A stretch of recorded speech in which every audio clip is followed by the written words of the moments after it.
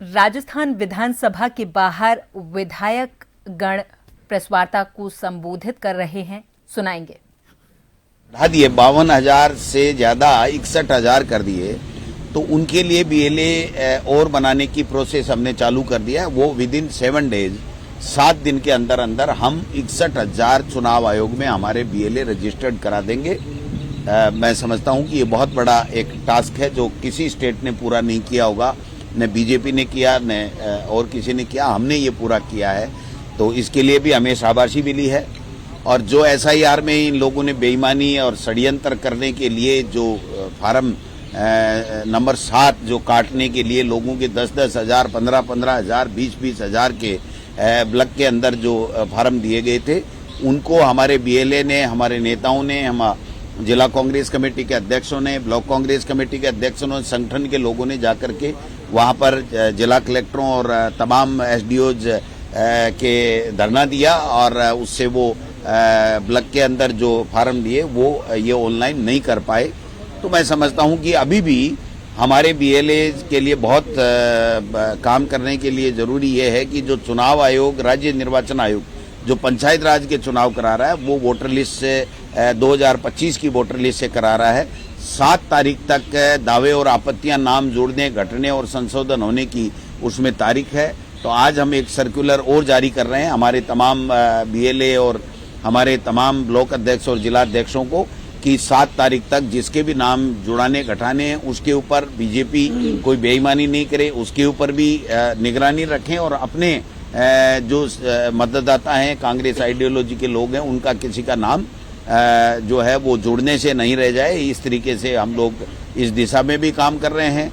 और party high command ने हमें पूछा कि आगे के 3 महीने का क्या रोड मैप है, तो हमने बताया कि साहब अभी विधानसभा भी चल रही है और मार्च और अप्रैल में देरी से ही सही, लेकिन अब चुनाव करवाना पड़ रहा है, मजबूरी है इनकी, क्योंकि सुप्रीम कोर्ट ने ये कह दिया कि पंचायत चुनाव और नगर निकाय चुनाव अगर आप 15 अप्रैल तक नहीं कराते हो तो कंटेम्प्ट ऑफ कोर्ट लगेगा, आपको कराना ही पड़ेगा। और राज्य सरकार ने, चूंकि पंचायत राज के अंदर 3,000 करोड़ रुपए हमारे लैप्स होने जा रहे हैं, 31 मार्च को लैप्स हो जाएंगे, तो ये भी सरकार के लिए दिक्कत वाली बात होगी, क्योंकि इन्होंने पहले 1 स्टेट 1 इलेक्शन का राग अल्पाते हुए इन्होंने दिमाग ही नहीं लड़ाया कि संवैधानिक व्यवस्था है, वित्त आयोग आपको पैसा नहीं देगा, भारत सरकार किसी भी रूप में इंटरवेन करके आपको पैसा नहीं दिला सकती है, स्टेट का नुकसान हो जाएगा, ग्रामीण विकास ठप हो जाएगा, वैसे भी ठप पड़ा है।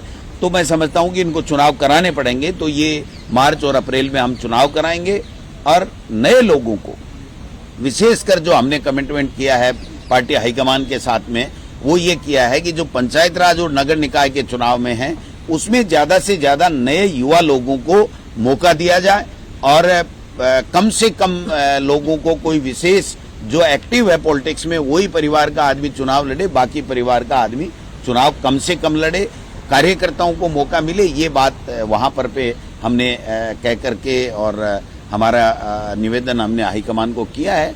तो उन्होंने पूरी संगठनात्मक और जो राजस्थान की विधानसभा के अंदर जो परफॉर्मेंस पिछले समय में 2 साल से रही है उसके लिए भी उन्होंने धन्यवाद दिया है, शाबाशी दी है पूरे पार्टी के तमाम विधायकों को, और जो संगठन में लोग काम कर रहे हैं उन्होंने भी अच्छा काम किया है। तो मैं समझता हूं कि संगठनात्मक जो स्थिति है वो मजबूत हुई है, और ज्यादा मजबूत।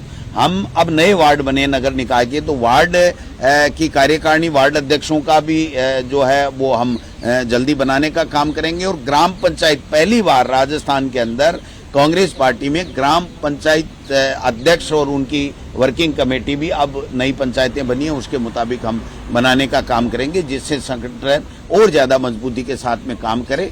और हमने पूरे तरीके से ये बताया कि ये सरकार पूरी पर्ची से बनी और जो दिल्ली से पर्ची आती है उसके अलावा कुछ नहीं करती है, भ्रष्टाचार है, कोई किसी की सुनने वाला नहीं है, जनप्रतिनिधियों की चलती नहीं है, ब्यूरोक्रेसी पूरी की पूरी कैप्चर उस सरकार को कर लिया और भ्रष्टाचार में लिप्त हो गए हैं। तो ऐसे में हम इनको, जनता की समस्याएं हैं उनको कैसे समस्याओं का समाधान हो, इस दिशा में हम सरकार के ऊपर दबाव राजस्थान की विधानसभा में और विधानसभा के बाहर भी बनाने का काम करें। कल विधानसभा में बीजेपी के विधायक बाल मुकुंद आचार्य जी ने मस्जिदों से होने वाली अजान का मुद्दा उठाया। कहा इससे लोगों को दिक्कत होती है।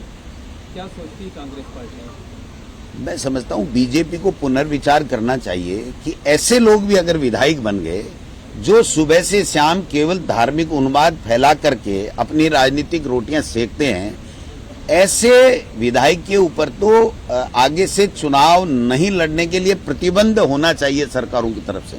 लेकिन उनका क्या दोष है? आरएसएस का एजेंडा यही है, बीजेपी का एजेंडा यही है कि धार्मिक उन्माद फैलाओ।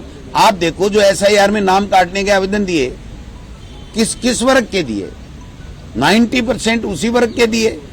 तो बोलो तो क्या साहब ये देखो ये हिंदू और मुस्लिम करते हैं, जबकि ये करते हैं बाल मुकुंदाचार्य।